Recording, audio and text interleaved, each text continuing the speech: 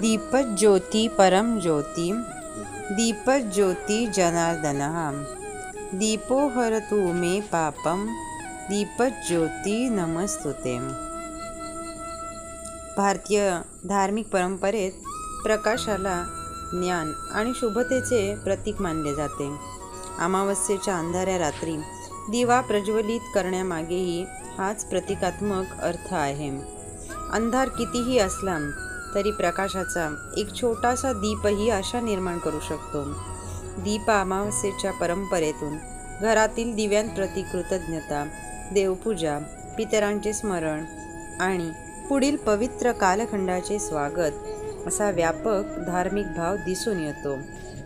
हा सण अंधारातून प्रकाशाकडे नेणाऱ्या दिव्यांप्रती कृतज्ञता व्यक्त करण्यासाठी पाळला जातो. श्रावण महिना सुरू होण्यापूर्वी येणारी ही अमावस्या